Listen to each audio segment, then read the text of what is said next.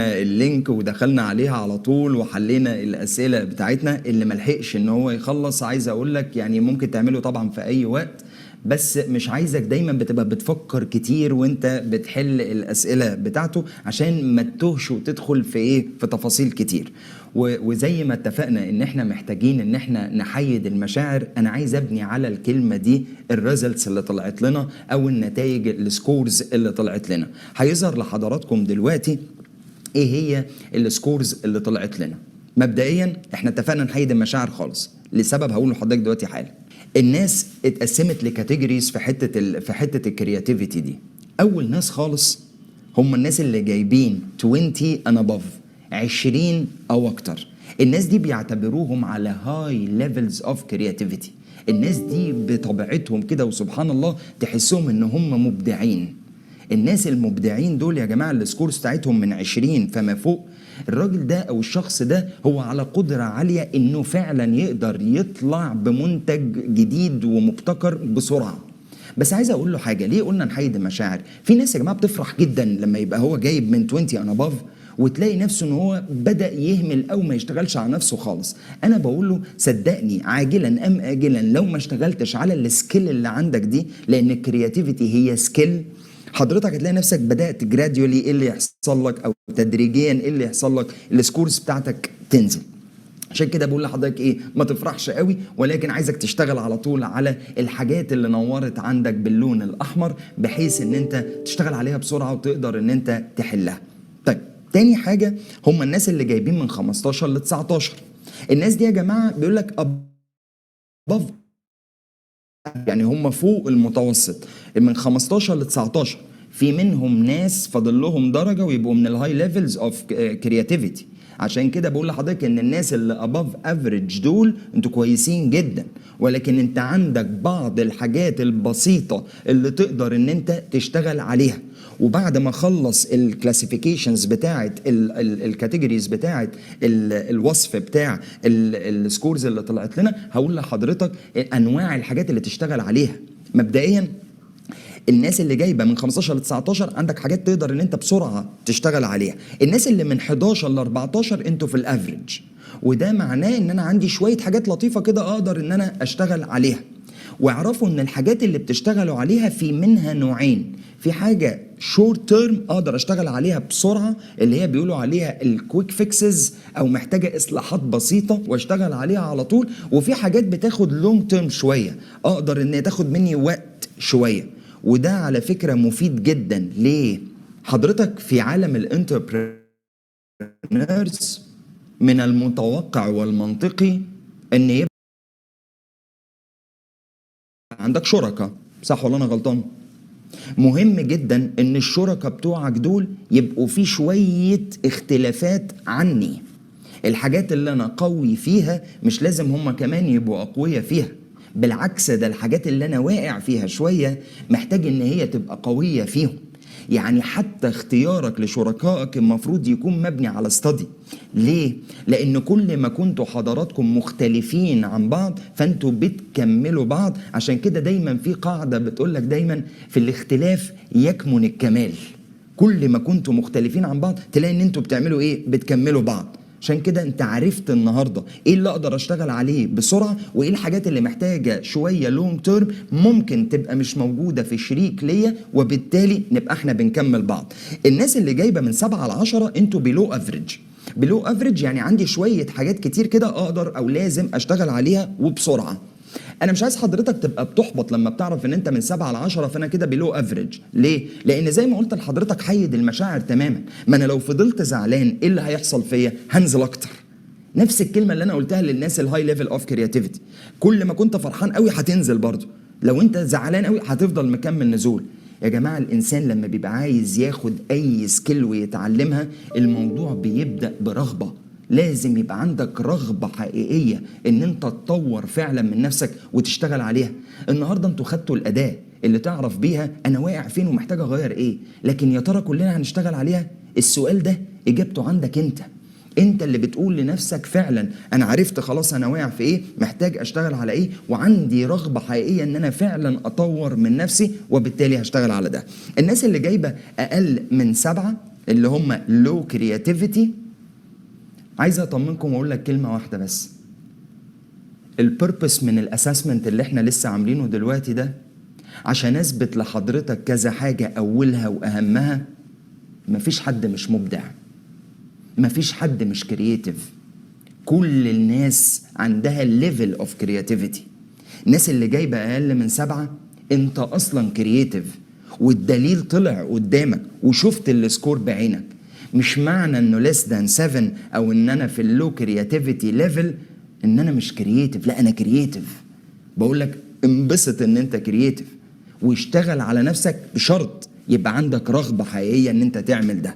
عشان كده بيقول لحضرتك هنا ان مفيش حاجه بتبقى منقوشه على الحجر. يعني ايه منقوشه على الحجر؟ يعني مفيش حد اتولد كده قال لك الله ده كده كرييتيف بطبعه وهيفضل طول عمره كرييتيف، والعكس في واحد مش كرييتيف وهيفضل طول عمره مش كرييتيف. مفيش حاجه اسمها كده، هي سكيل ومهاره ينفع ان انا اطورها، شرط ان يبقى عندي رغبه حقيقيه في التطوير. وخدت الاداه اللي عرفتني اشتغل على ايه، وعرفت انواع الحاجات اللي بشتغل عليها نوعين: حاجات محتاجه كويك فيكسز بسرعه ممكن احلها بكتاب اقراه بكورس احضره او وفي حاجات محتاجه كتاب اقراه او كورس احضره وكمان شويه براكتس اللي هي اللونج تيرم شويه. ولكن at the end of the day انا بقيت عارف ان الموضوع اصلا قابل للتطبيق. والنهارده ادي اول اداه تثبت لك ان احنا في سيشن تفاعليه عمليه. انا عرفت انا واقع في ايه وناوي اشتغل على ايه. هتشتغل ولا لا؟ الاجابه دي عندك انت. باك تو القصه بتاعتنا. احنا عرفنا كلنا دلوقتي، كل الناس اللي شايفه الموضوع ده يا جماعه، ان كلنا ولله الحمد مالنا كرييتيف اصلا. الدليل محدش جاب زيرو، مفيش حد جاب زيرو. لو حد جاب زيرو يبقى حضرتك فعلا مش كرييتيف. ولكن بعد ما عرفت ان انا كرييتيف محتاج اعرف بقى هي الافكار اصلا بتيجي منين. قال لحضرتك ان في 4 طرق بيها تقدر تعرف او توصل لفكره مبتكره. ال4 طرق دول هيظهروا لحضرتك دلوقتي وهنتكلم عنهم. هم سبحان الله حاجات موجودة في حياتنا دايما، وبيها بشوفها دايما وعايش بيها ومكملة معايا، ولكن باخد بالي منها وبشتغل عليها ولا لا؟ هو ده السؤال. النهاردة أنا جاي أقول لك خلي بالك، خد بالك من ال4 حاجات دول. إيه هم ال4 حاجات اللي أنا بيهم أقدر أطلع بأفكار جديدة؟ بص، أول حاجة ظهرت عندك إيه؟ سبحان الله، بروبلم، المشاكل. انت رد فعلك ايه لما بتعرف ان في مشكلة او انت واقع في مشكلة؟ كل الناس او الناس الطبيعية بيزعل جدا، يتضايق جدا، وبيحس ان هو يعني في حالة بانيكينج. اعرف ان المشكلة دي هي ممكن تكون أداة تخليك ان انت تطلع بفكرة مبتكرة او يبقى عندك حاجة very creative تقدر ان انت تطلع بيها. وحدي حضرتك examples كتير دلوقتي لناس كانت عندها مشاكل وقدرت تطلع بيها بحلول. لكن هتسمع المشكلة وهتبتدي تبانيك وتبتدي ان انت تإجنور المشكلة وما تشتغلش عليها، المشكلة عمرها ما هتروح. لكن هشتغل عليها، اعرف ان المشكلة اللي جات لك دي يبقى دي كانت جفت من عند ربنا. that's why انت اشتغلت عليها وقدرت ان انت تطلع بايه؟ قدرت تطلع بفكرة منها. طيب تاني حاجة listening. ايه رأيك ان listening دي بتبقى، انا بالنسبة لي ممكن يعني بعتبر ده يعني انه اصعب من المشكلة. يعني في ناس تقولك المشكلة هطلع منها بحاجة كرياتيف، ممكن. لكن listening دي على قد ما تبان ان هي سهلة جدا، وان انا مجرد ان انا اسمع كده واخد بالي انصت للكلام اللي بيتقال لي اقدر اطلع بحلول او اقدر اطلع بافكار مبدعة. بس دي ساعات بتبقى مشكلة. ليه؟ احنا التندنسي بتاعتنا يا اخي سبحان الله، الميولنا دايما ان احنا نتكلم اكتر ما نسمع. وربنا جايبها لنا ومثبتها لنا ان هو مديك ودنين وبق واحد، فانت المفروض كانه بيقول لك اسمع اكتر ما تتكلم. ولكن احنا بنعمل دايما الايه يا جماعه؟ العكس. تلاقي نفسك ان انت ميولك دايما ان انت عايز تتكلم اكتر ما تسمع. اسمع وانصت للكلام اللي بيتقال، يمكن اقدر اطلع بحاجه كرياتيف. وحدي حضرتك اكزامبل دلوقتي حالا على ناس خدت بالها بس سمعت بس حاجه قدرت تطلع بيها بفكره مبتكره. الثالث حاجه لوك دي اللي هي مونيتورنج او ووتشنج، او ان انت تبقى مش ماشي ارتجالي وعشوائي، لا ده انت بتاخد بالك من الحاجات، تاخد بالك من الحاجات اللي قدامك واللي بتدور حواليك. وهندي عنها examples. وعلى فكرة يعني في ناس خدت بالها من حاجات كده حواليها وقدرت تطلع بافكار لمجرد ان هو الحاجه دي كانت حواليه وهو خد باله منها بس. رابع حاجه واهم حاجه، دايما write down your ideas. write down your ideas، واوعى تستهتر بالخواطر والافكار اللي بتيجي على بالنا يوميا. في خواطر وفي افكار بتيجي على بالنا يوميا للاسف عشان ما بنكتبهاش. ايه اللي بيحصل لها؟ بتفضل دايما في نطاق الايماجينيشن وتلاقيها اتنست. عارف بتفتكرها امتى؟ لما تلاقي ان في فكره جت على بالك ما كتبتهاش وما اشتغلتش عليها، وتمر وقت وتلاقي ان في الفكره دي حصلت قدامك وشفتها فعلا حصلت، فتلاقي تقعد تقول اللي حواليك والله الفكره دي كانت على بالي وجت على بالي وكنت ناوي فعلا ان انا اعملها. كل الناس هتبص لك على اللي انت بتقوله ده ايه؟ اي كلام. لو الفكره اللي جت على بالك دي اتكتبت اعرف ان هي بدات تشتغل عليها. عشان كده في قاعده ذهبيه تانية بتقول لحضرتك ايه؟ بدايه تحقيق الشيء كتابته. بدايه تحقيق الشيء كتابته. ولو دخلت على اعمل سيرش، مش بقول لك هي تفاعليه عمليه، بعمل سيرش. لو دخلت تعمل سيرش على عادات الناس الناجحه هتلاقي ان واحده من اهم عادات الناس الناجحه انه دايما وهو نايم وفي كل مكان جنبه ورقه وقلم.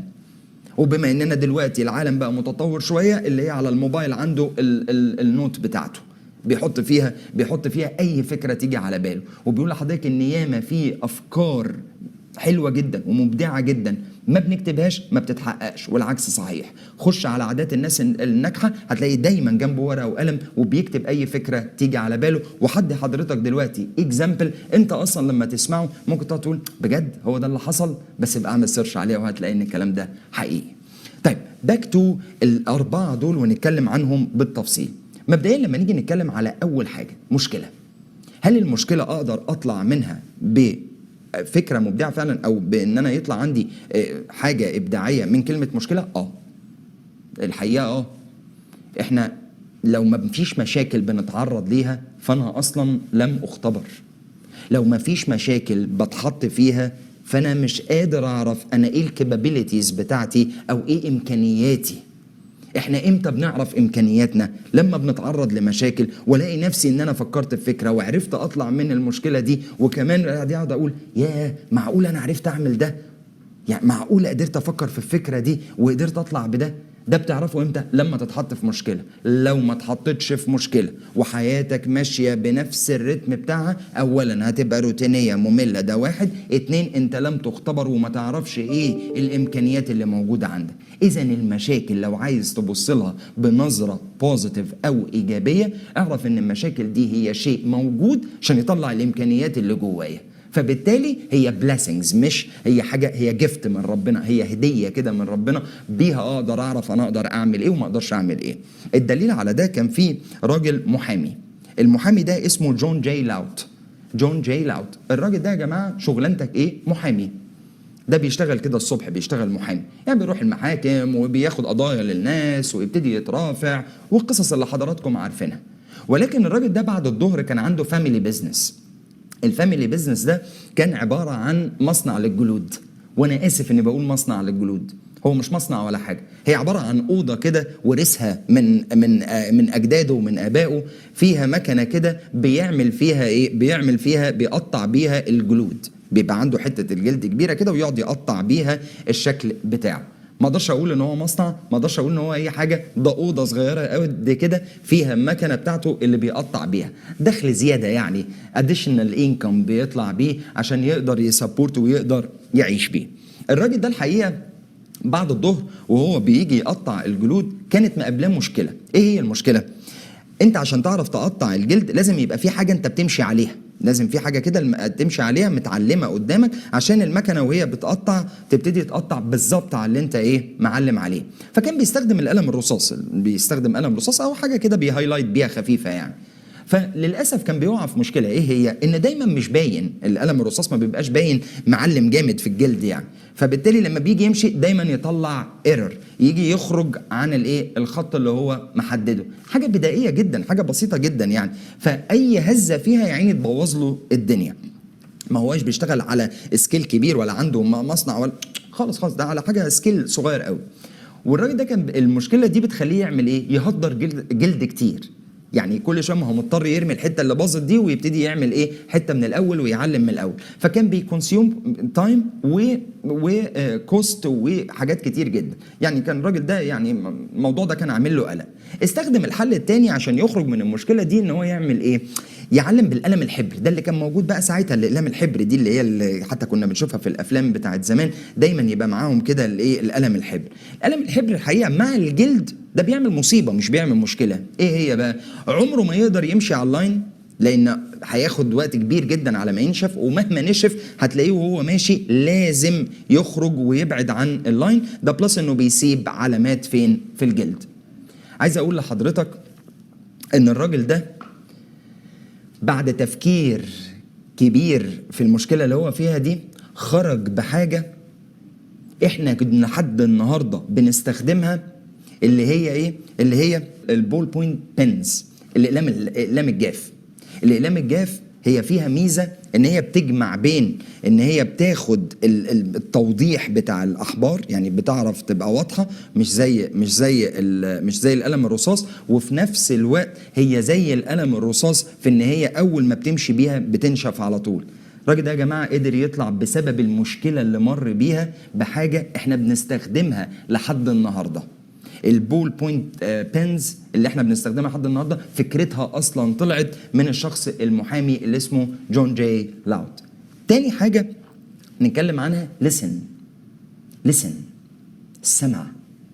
انت تسمع للي بيتقالك، تسمع للحاجات اللي بتمر حواليك، تسمع وتشوف وتتعلم.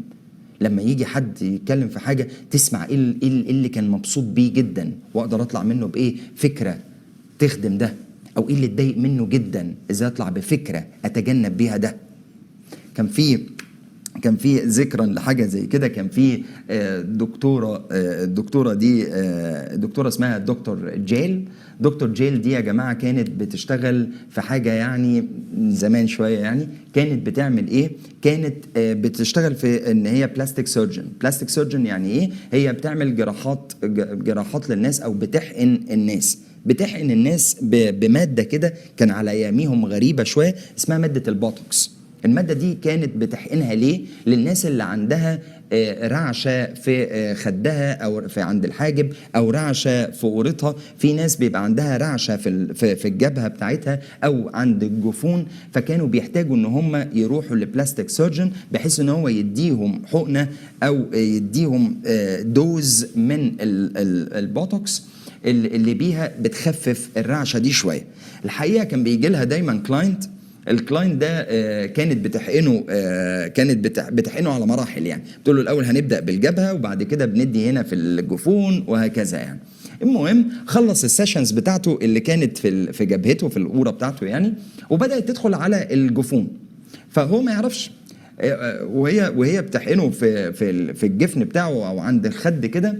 قال لها هو انت ايه يا دكتور؟ وخلصت خلاص. قالت له قال لها ايه يا دكتور، هو انت مش هتحقنيني في القوره زي كل مره؟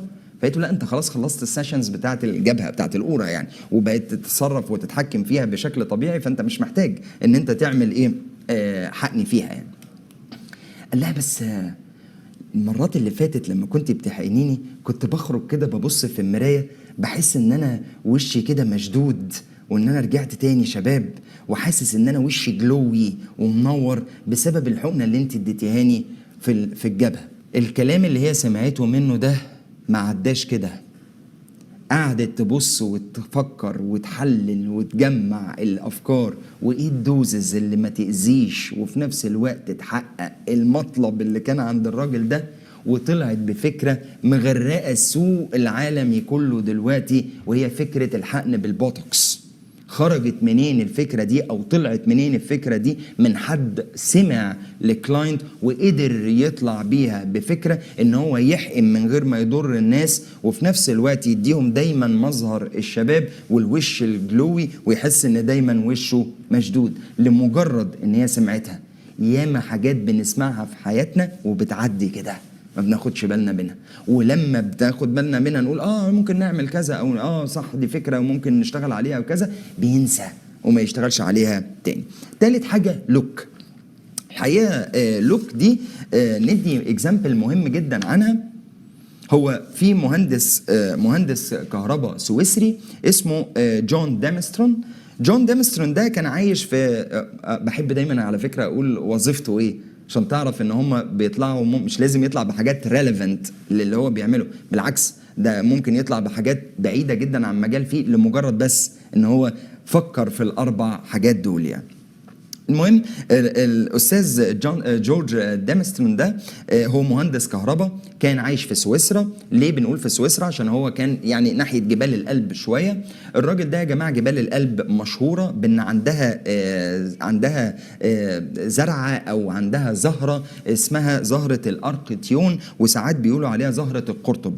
زهره الارقتيون دي على فكره انت عارفها، انت بس لو عملت سيرش عليها الارقتيون، زهره الارقتيون هتطلع لك، اللي هي زي ما هتظهر لك دلوقتي على السكرين. هي اللي بتطلع حاجات كده وتقعد تقعد شبكه في الهدوم وبتشبك في زهره كده، الهواء يجي عليها يقوم مطيرها كده، تقعد ايه تشبك في الهدوم وتشبك في اللبس وتشبك في البتاع. الراجل ده كان ساكن ناحيه جبال الألب يعني، فالزهره دي هناك منتشره بشده.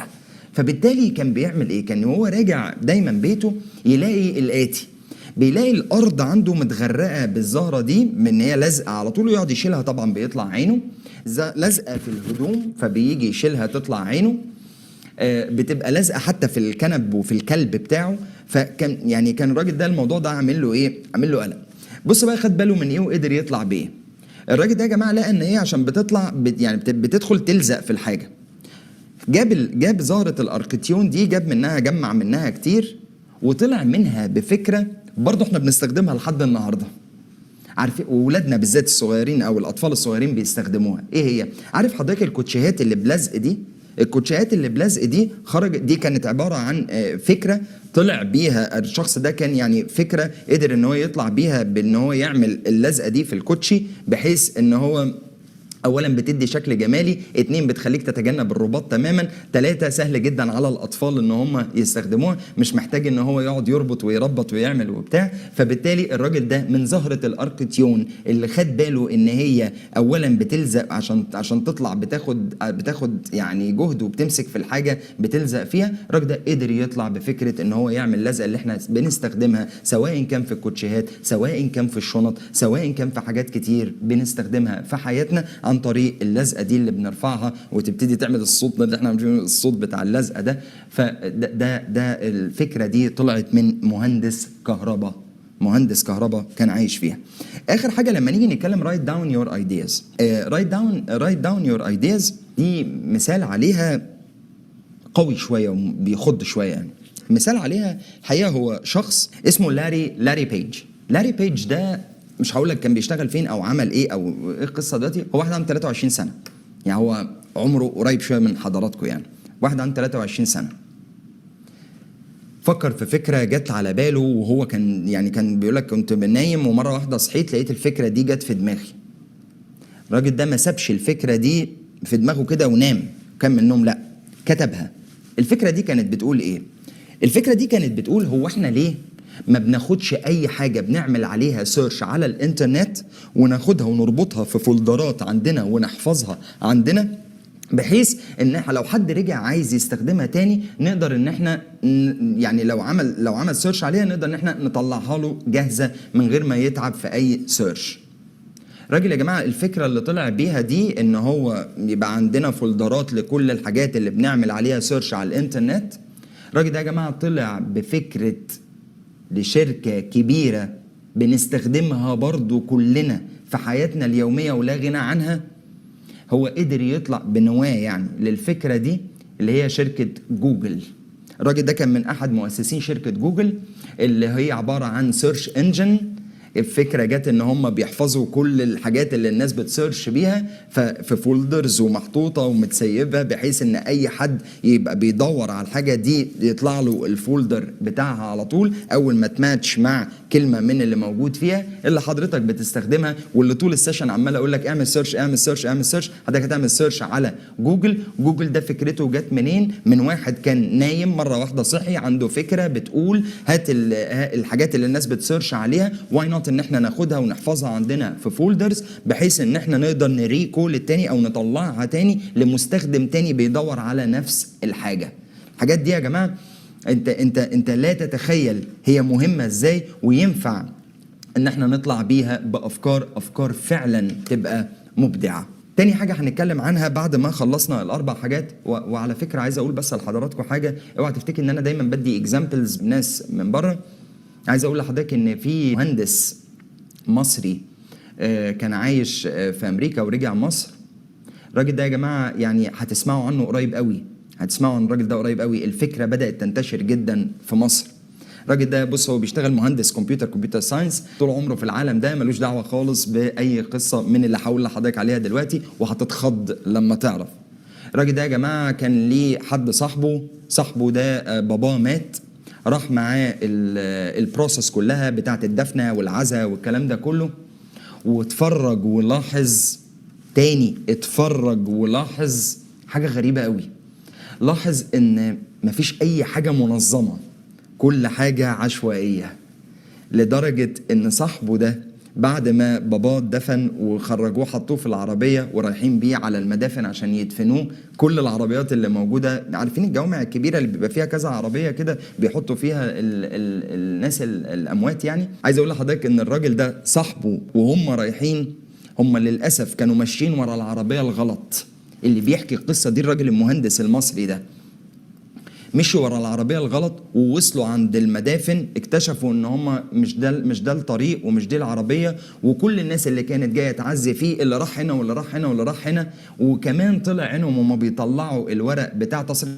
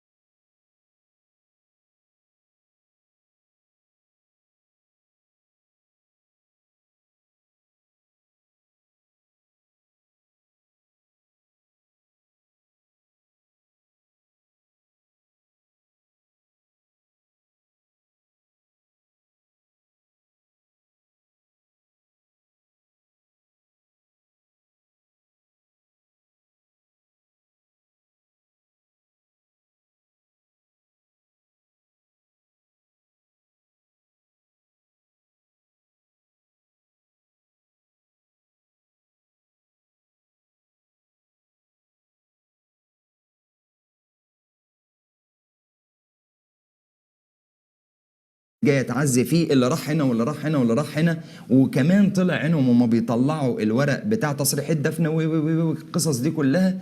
الراجل ده طلع بفكره انه يعمل شركه مسؤوله عن ان هي تبقى بتنظم كل البروسيس بتاعه الموت والدفن. من مهندس بدأ، وهو نفسه بيقول كده، انا من مهندس بدأت اشتغل حنوتي، انا بشتغل دلوقتي حنوتي. عايز اقول لحضرتك ان الراجل ده هتسمعوا عنه قريب جدا، هو عامل بومينج في الماركت، بقت الكروت بتاعته والبيزنس كاردز بتاعته مغرقه المستشفيات، بحيث لو في اهل لا قدر الله عندهم اي حد متوفي، على طول المستشفى اللي بتعرض عليه تكلم شركه كذا هتسهل لك كل البروسيس بتاعه الدفن. ان من كتر السيرفيس اللي كانوا بياخدوها اهل المتوفي، هم بدأوا يكلموه ويقولوا له يعني شكرا جدا ليك على السيرفيس اللي انت اديتها لنا، احنا نفسنا نشوفك تاني ونشكرك تاني. تخيل انت بتكلم الحنوتي تشكره ليه؟ عشان خد باله من حاجة ناقصة في الحتة دي وعمل منها منتج مبتكر قدر ان هو فعلا يلبي نيد عند الناس. شوف احنا بندفن بقالنا كام سنة الراجل ده وهو اساسا الكارير بتاعه او الفيلد بتاعه مختلف تماما عن اللي احنا بنقوله ده، خد باله بس. That's why 4 طرق ركز فيهم كويس قوي، بيهم تقدر تجنريت a great ideas. مشاكل اهو ده كان في مشكلة، شاف مشكلة وخد باله منها. 2 ان انت تبص او تسمع الاول. 3 تبص وتخلي بالك وتلاحظ. واخيرا write down your ideas. ندخل على البارت اللي بعديه، هو ايه العايد عليا بقى من كل ده؟ انا هستفيد ايه؟ انا بقى ممكن استفيد ايه من كل اللي حضرتك بتقوله ده؟ العايد عليك وعلى العميل بتاعك حاجات كتير قوي نتكلم عنها وبالتفصيل. صباح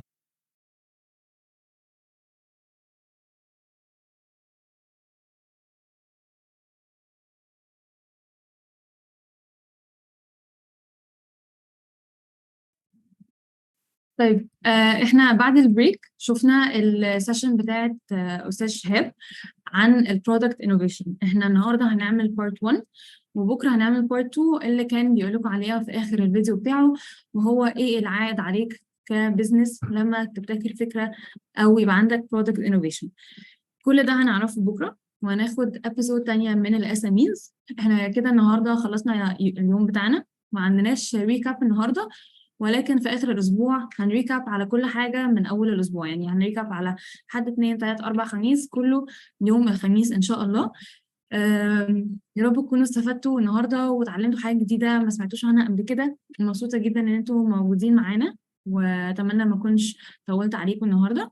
هشوفكم بكره تاني في نفس الميعاد الساعه 11 ان شاء الله، ومع السكند بارت بتاع برودكت انوفيشن وباقي كلامنا عن الاس ام ايز. وهناخد بكره طبعا اول نبذه كده عن sustainability and how to live sustainably، عشان ما ينفعش يكون عندك شركة وعندك SME من غير ما يكون عندك basic knowledge of sustainability ويكون عندك a sustainable company. فأشوفك بكرة إن شاء الله و have a great day. Thank you.